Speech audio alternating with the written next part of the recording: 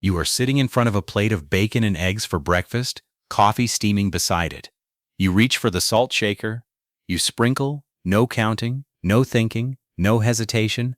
The pure white salt crystals, well, cheap enough to be embarrassing, found in every house from California to New York.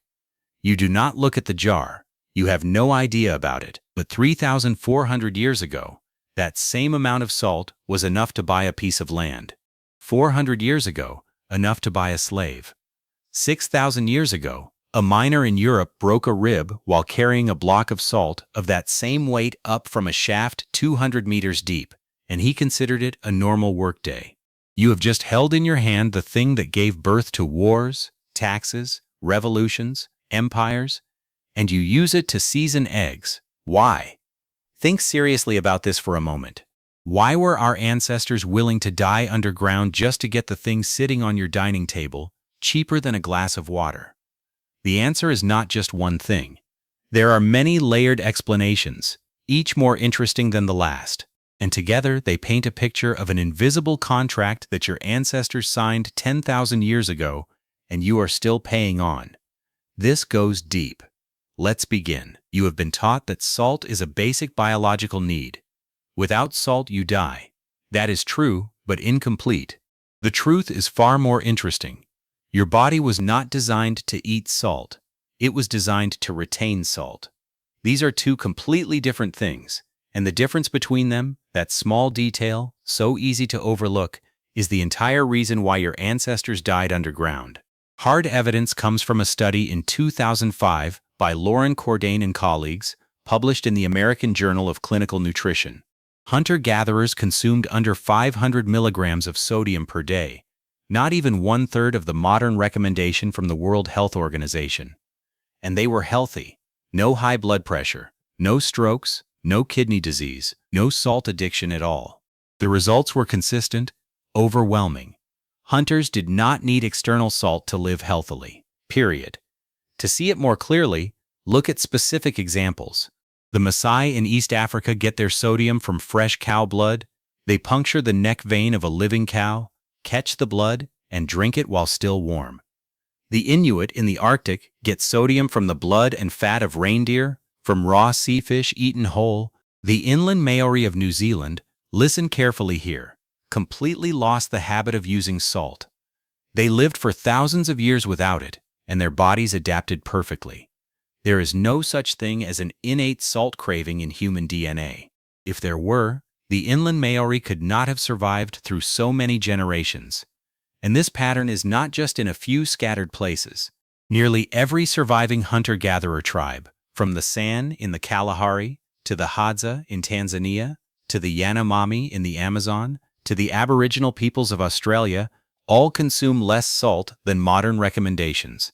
Meanwhile, every agricultural civilization, China, Egypt, Mesopotamia, Rome, India, medieval Europe, developed salt industries, salt taxes, salt wars. Only when humans switched to agriculture did the salt craving explode.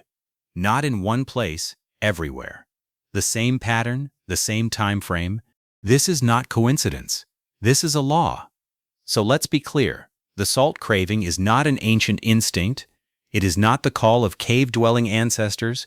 It is not the body knowing what it needs. It is something that happened to us at a specific moment in history. A switch was flipped. And once that switch was on, no one could turn it off again. Not even you today. The salt craving in you right now is not innate to the human species.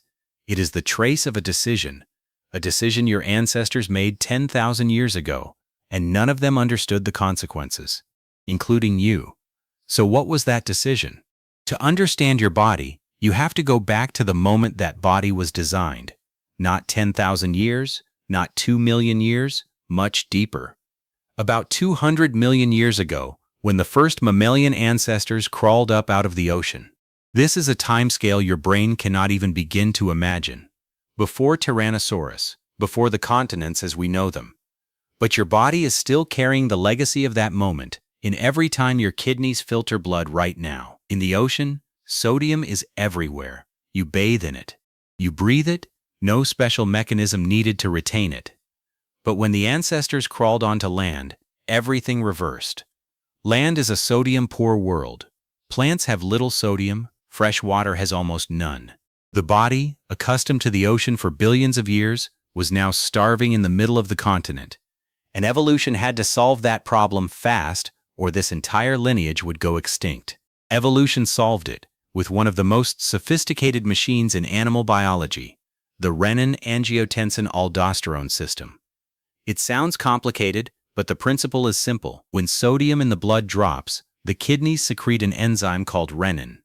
Renin activates the hormone angiotensin. Angiotensin orders the adrenal glands to secrete aldosterone, and aldosterone makes the kidneys reabsorb sodium from the urine, nearly 100%, not letting a single milligram escape.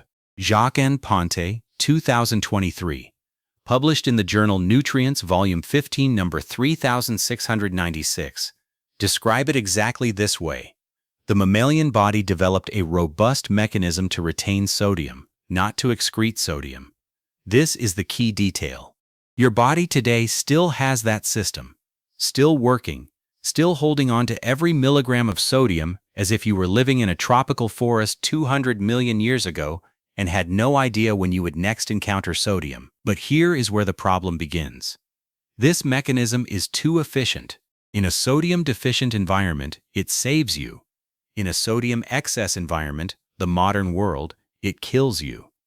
When you eat 10 grams of salt a day, the kidneys still retain sodium the same way. They were not programmed to deal with surplus. The result?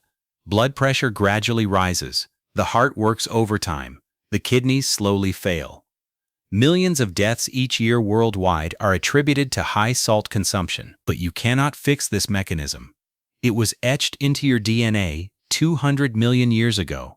You have to live with kidneys designed for a world that no longer exists. And this sodium craving is not unique to humans. Look at the wildebeest in East Africa. Every year, 1,500,000 of them migrate across the Serengeti, crossing the Mara River.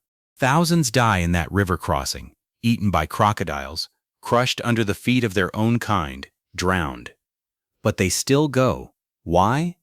A large part of the migration is to seek sodium-richer grasslands to the north. They die for salt, not for food. For millions of years before humans appeared on the planet, the sodium craving overpowers the safety instinct at the level of an entire species across geological time. Not a vice, a command. So understand this clearly. The salt craving flowing in your veins today is not a human invention, not a cultural product. It is the echo of the first four-legged ancestors crawling out of the ocean and realizing the new world had no salt, the same signal that drives the wildebeest herd across the Crocodile River. You inherited it. You cannot turn it off. And 10,000 years ago, something happened that turned that signal, already strong enough, into something that could kill entire civilizations. Textbooks teach you that agriculture was humanity's great leap forward.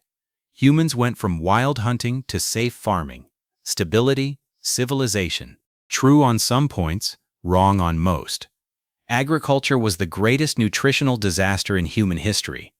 The archaeological evidence is as clear as day. The first farmers were shorter, weaker, had worse teeth, died younger than the hunters of the same era. And salt is evidence number one of the disaster. Look at the numbers. Game meat contains about 70 milligrams of sodium per 100 grams. Cow blood about 165 milligrams per 100 milliliters. Hunters ate fresh meat every day, drank blood periodically, ate organs. They automatically had sodium. No need to think, no need for salt. Then humans switched to growing wheat, rice, corn. Cereals contain under 10 milligrams of sodium per 100 grams. 7 times less than meat. 16 times less than blood. Suddenly, an entire human population was living in a state of chronic sodium deficiency. Not one individual, an entire population, entire generations, entire centuries, and the symptoms of sodium deficiency are no joke. Prolonged, unexplained fatigue, calf cramps in the middle of the night, heart rhythm disorders, dizziness when standing up, dull headaches, nausea. In severe cases, hyponatremia, blood sodium too low, can cause seizures, coma, and death. The first Neolithic farmers did not understand why they were sick. They only knew their bodies craved something, craved intensely, craved like unending pain. And one day, someone stumbled upon the answer, a white crystal by the seashore, at a salt spring. They ate a little, the craving eased, the body recovered, and an invisible door opened that could never be closed again. This is where the story turns dark. Once you discover that salt cures that thirst, there is no way back. Agriculture has bound you. You cannot return to hunting. The population is already too large. The game has been driven from the cultivated areas. You cannot live without salt. The body will collapse in a few weeks. So what do? You have to go find salt, at any cost. Even if the salt source lies 200 meters deep under a mountain. Even if you have to walk hundreds of kilometers through hostile terrain. Even if there is risk of death. And this is what very few people realize. The Neolithic Revolution, the thing we celebrate as the beginning of civilization, was actually the greatest biological coup in human history. It turned a healthy, fully nourished, free primate species into a species dependent on external infrastructure to survive. Salt was the first piece of that infrastructure. And once you depend on infrastructure, you are no longer free. You have other powers, but not biological freedom. Never again. From the moment your ancestor planted the first wheat seed in the ground, he signed a contract. He did not read the terms. He could not. Writing did not yet exist. But the terms were there, written in his physiology. The terms were, from now on, you and all your descendants will have to risk your lives seeking salt, forever, and you will have no choice. He signed. He did not know he had signed. And you, 600 generations later, sitting reading this line with the salt shaker a few meters away, are still paying those terms. Humans are not the only species that risk their lives for salt, but we are the only species that does it this way. A review study on sex differences in salt appetite, code PMC 9824138, listed an astonishingly long list. Elephants, deer, reindeer, bison, mountain sheep, gorillas, chimpanzees, all risk their lives for sodium, accepting dangerous terrain, accepting the risk of predation, crossing rivers, climbing cliffs, crossing enemy territory. This is evidence that the salt craving is not unique to humans. It is a common command of every mammal living far from the sea, from the tiny field mouse to the giant African elephant.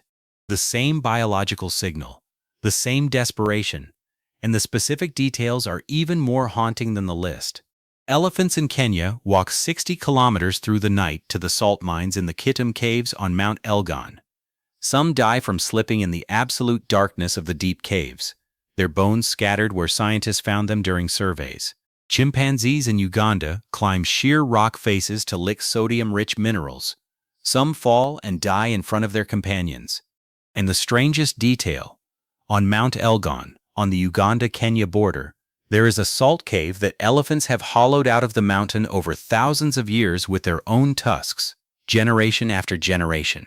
This may be the oldest mining operation on the planet, not built by humans, but dug by elephants with their tusks. But this is the key distinguishing point. All these species stop at finding natural salt licks. They go, lick, leave. No species reshapes the landscape. No species stores salt for the next season. No species trades salt with distant kin. Humans are the only species that dig 200 meters down into the mountain, build sophisticated wooden staircases, carry 30-kilogram salt blocks up on their shoulders and cowhide ropes, build the Via Salaria road hundreds of kilometers long just to transport salt into Rome. Name cities after salt: Salzburg, Salzkammergut, Salis de Bern. We are not the only species that needs salt. We are the only species that civilize that need. We turned the survival instinct of a Kenyan elephant into the infrastructure of the Roman Empire. We turned the mineral licking of a Ugandan chimpanzee into an industry that killed millions of people throughout history. That is not greater wisdom. That is the amplification of the same ancient thirst that only humans had the tools, the language, the organization to magnify to this degree. Elephants crawl through mountains for salt. Chimpanzees climb cliffs for salt. Humans build empires for salt. We are the only species that found a way to turn a biological defect into a political machine. And that machine, you need to understand this, is still running, right now, in the grocery store near your house, in the bowl of pho you ate this morning, in every meal of every person on this planet. Now let us face the real question. Why were ancient people willing to die for salt? You have heard the textbook answer: salt to make food taste better, salt to preserve food, salt because humans like the salty taste.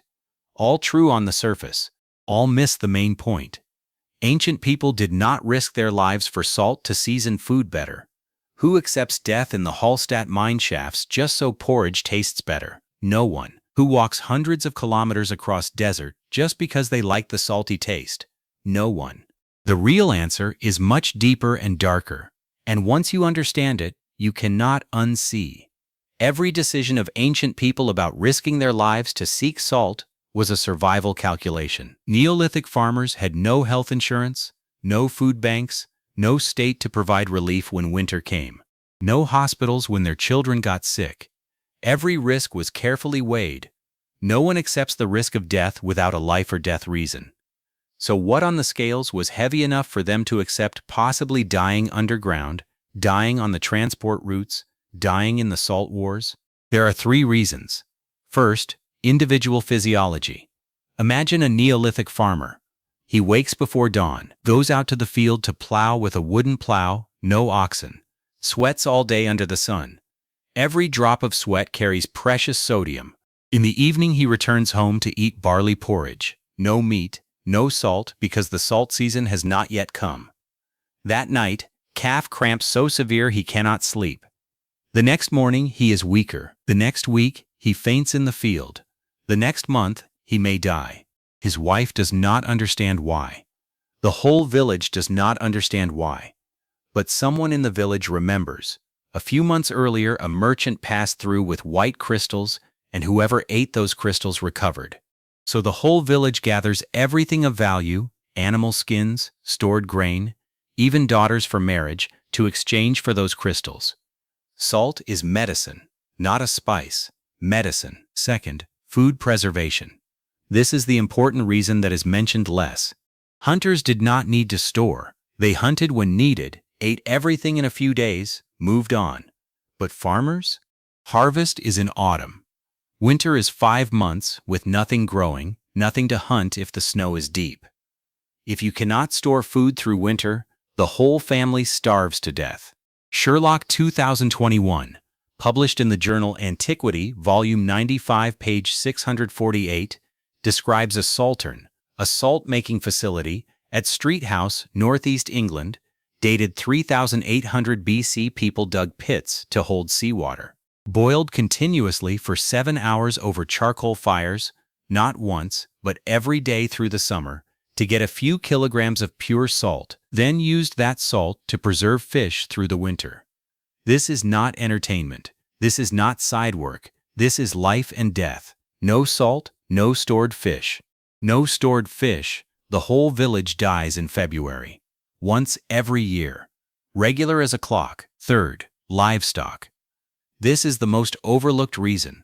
Livestock, cattle, sheep, goats, need more sodium than humans relative to body weight. They eat grass. Grass has almost no sodium. If you do not give livestock salt, they gradually sicken. Eyes cloud, coats rough, milk decreases, no estrus, cannot reproduce, eventually die. The entire livestock foundation needs salt the way a car needs gasoline. No salt, no oxen to plow the fields, meaning no cultivation. No sheep for wool, meaning no winter clothing. No goats for milk, meaning children have no protein after weaning. Agricultural civilization, the thing we are proud of, was built on an invisible pillar, a stable salt supply for livestock. Cut that pillar, the whole thing collapses not in a year but in a season. No oxen, no plow, no next harvest. No next harvest, the whole village starves. So when you ask, why did ancient people risk their lives for salt? The answer is not one person lacking salt, not one village needing salt. An entire system, the human body, the winter food stores, the livestock herds, the cultivated fields, all built on one white crystal pillar. Pull that pillar out, the whole system collapses in one winter. This is not metaphor. This is survival mathematics. So when the Hallstatt miner went down 200 meters deep, he did not go down for himself. He went down for an entire civilization above waiting for salt. If he did not go down, that entire civilization would have no next spring. We do not need to guess. We have their bodies. In Austria, high in the Alps, there is a mountain named Salzburg. Inside the mountain is a network of mine shafts more than 60 kilometers long. Some shafts 200 meters below the summit. The temperature inside year-round 8 degrees C, unchanging through the seasons. The air saturated with salt, low in oxygen, so hard to breathe that outsiders entering can only stand a few minutes before getting dizzy. This is Hallstatt, the oldest continuously worked salt mine in the world, 7,000 years, from before the Egyptian pyramids, from before writing. Hans Reschreiter and the archaeologists of the Natural History Museum Vienna have been excavating at Hallstatt for more than 100 years continuously. Not even 2% of the shaft network has been surveyed. But what has been found is enough to reconstruct the miners' lives in astonishing detail. Salt preserves everything: wood, leather, cloth, food, even human feces. We know exactly what the Hallstatt miners ate, not guessing, knowing. Coprolites, fossilized feces preserved by salt, with 91% of samples containing eggs of the parasitic worms Ascaris and Trichuris, according to study PMC 10368691. Their diet appears as clearly as a photograph. Barley porridge, millet, beans, cooked soft because their teeth were already ruined by grit in the flour. No meat except on rare feast days. No greens for 6 months of winter. Poor health. Worm infestation rampant in the community. This is the diet of a typical agricultural society. Exactly the kind of society that desperately needed salt to survive. The Hallstatt miners risked their lives mining salt not for themselves but for others. Hundreds of kilometers away, sometimes thousands of kilometers, who could preserve fish through winter, who could feed salt to their cattle, who could survive. Then in 2002, a discovery that shocked. An 8-meter wooden staircase, dated 1344 BC, perfectly preserved by salt for 3,400 years. Reschreiter dismantled the staircase, brought it out for detailed study, then reinstalled it in its original place in the shaft, where the salt continues to preserve it for future generations. This is the oldest staircase in Europe, not in a royal castle, not in a temple, in a salt mine. That is the degree of importance salt had for Bronze Age society. They invested the most advanced technology, the best wood, the best carpentry skills, into getting salt, not into building palaces. And then there is the strangest story. In 1734, 3 miners digging salt deep in the shaft suddenly discovered the body of a colleague, dead 2,500 years earlier. Salt had preserved him nearly perfectly, still wearing coarse woolen clothes, still having red hair and beard, still having facial skin. He died in a shaft collapse, crushed by tons of salt, no time to escape. The local priest had him buried in the village cemetery as an ordinary Christian, not knowing what God he had worshipped 2,000 years earlier.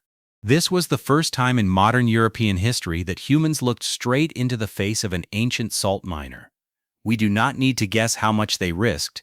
We have their bodies. Salt preserved not only fish meat, it preserved the people who died for it, so that 3,000 years later you can look straight into their faces in a museum in Vienna. They have not vanished.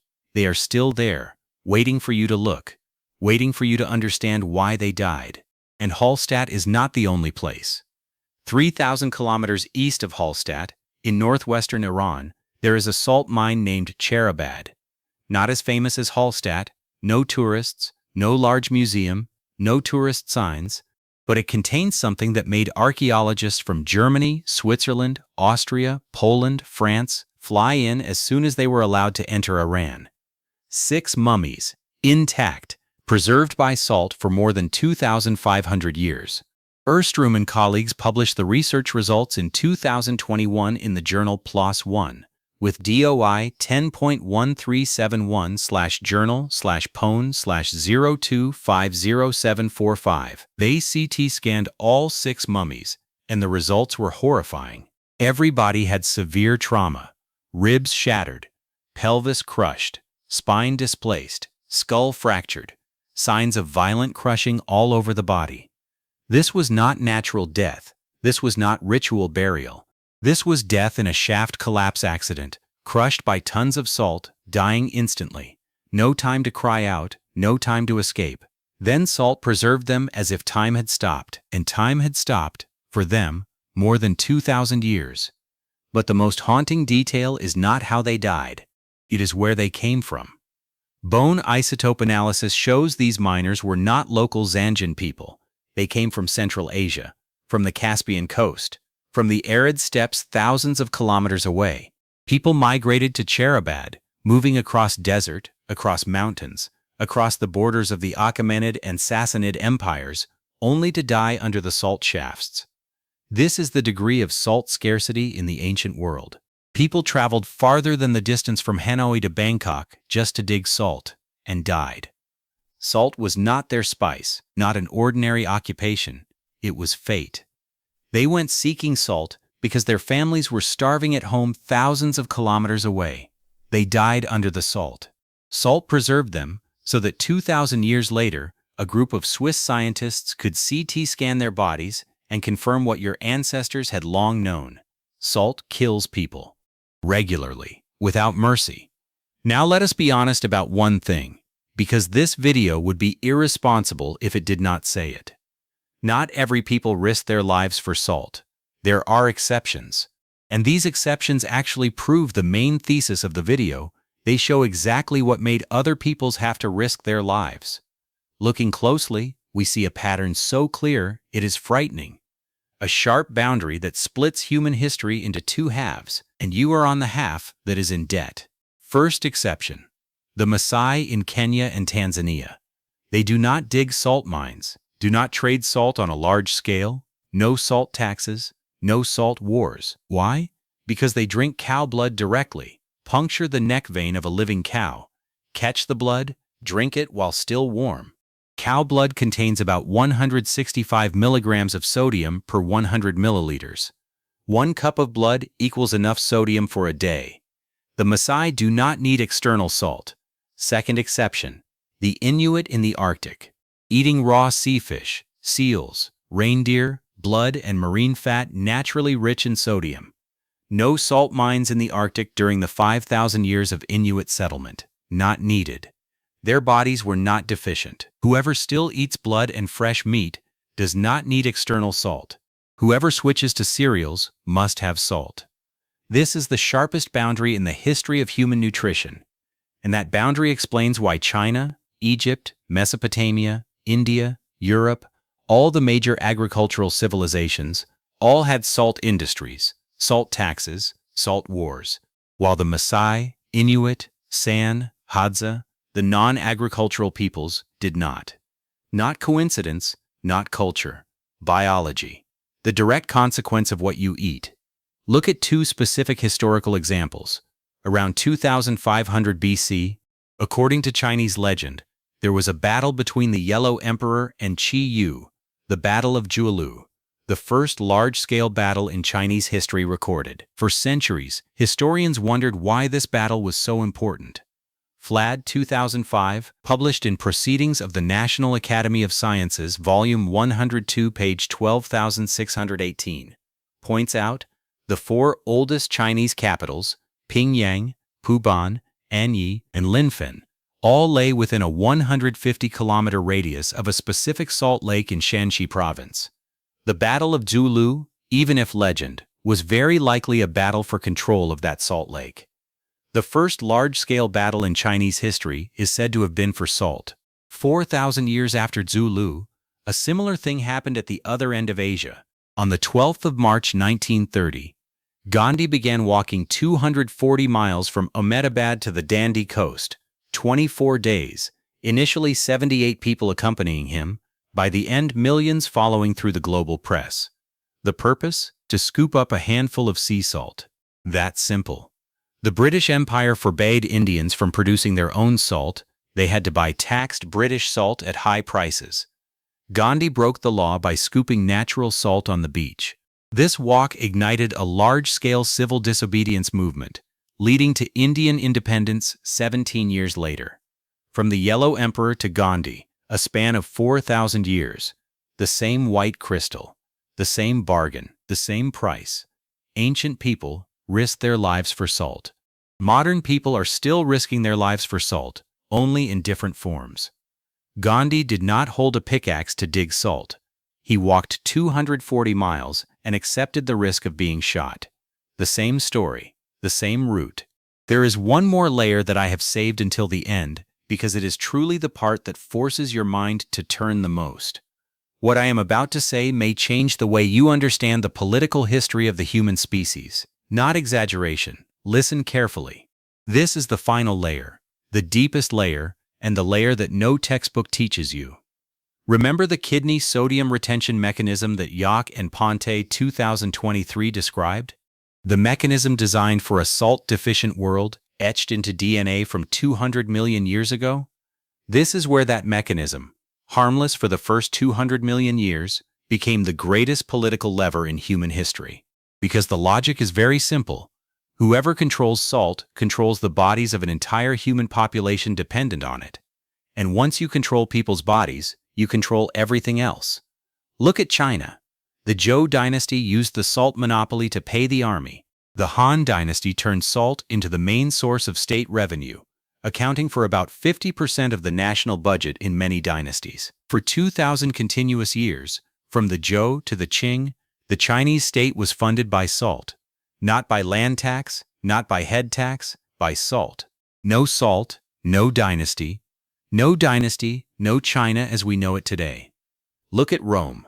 The Via Salaria was built from Rome to the Adriatic coast, solely to transport salt. The very word salary in English, meaning wages, comes from the Latin salarium, the allowance paid to Roman soldiers to buy salt.